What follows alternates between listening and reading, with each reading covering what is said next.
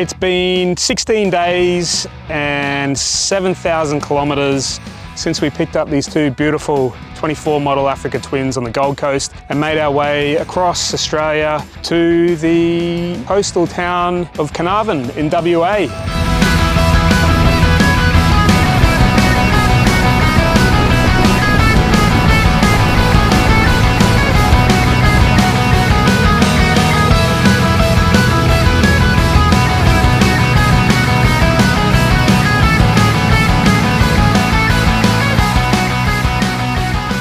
Into Oorammina station just out of Alice Springs after a big 700k on the tarmac today. Good day. We had a short run from Batuta to Birdsville. No, we didn't brave the Birdsville camel curry pie. I didn't realise Big Red is the biggest of the dunes in the Simpson, apparently 30 metres tall. Birdsville side not as imposing as what I thought it would be, but there was still a few choice words said on the way up, given we hadn't quite mastered turning traction control completely off on the bikes yet. So it was a little bit of a challenge, but we made it. That afternoon we met the rest of the crew on the Daryl Beattie Adventure Tour. The following day we all jumped on the bikes and we set for Maree. Awesome day.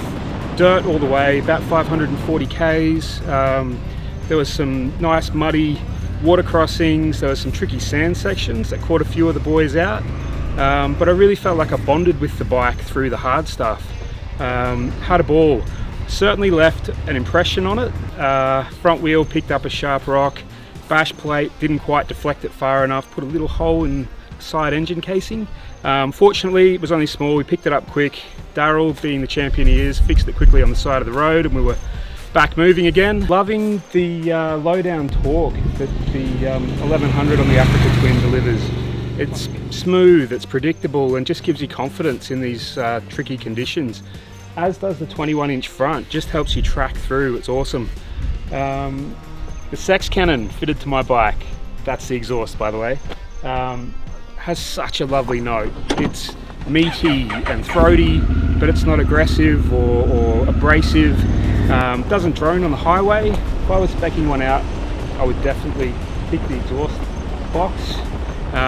Today's big day on the bitumen, cruise control. If you're going to do big Ks on one of these things, tick the cruise control box, you'd be mad not to. Heated grips, we left this morning at 6 o'clock in the morning. 11 degrees, we were all shivering. Heated grips, tick that box as well.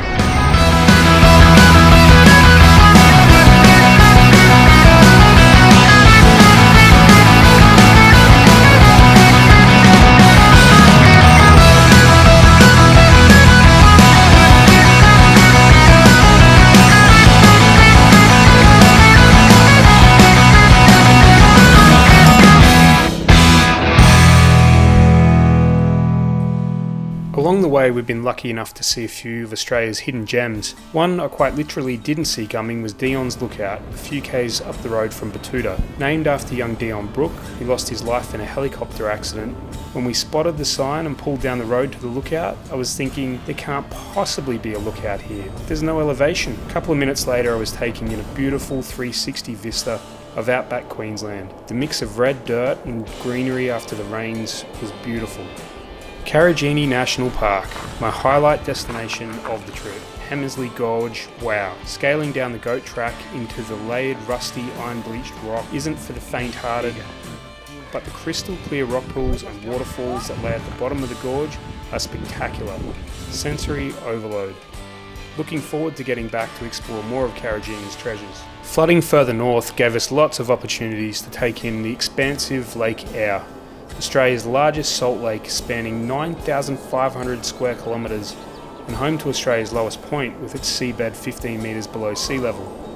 It's a pretty rare sight to see it this full and plays tricks on your eyes as the horizon disappears, blending seamlessly into the sky. Think Uluru is Australia's largest rock? You're wrong, as was I. It's actually Mount Augustus in Western Australia and holds the title as the largest rock in the world. Best part is you can still climb it. We did, and while it was pretty challenging going, it's well worth it. Just get an early start as the reflected heat from the sun bouncing back off the bare rock gets mighty hot on the way down. So these Africa Twins are really built for this kind of adventure.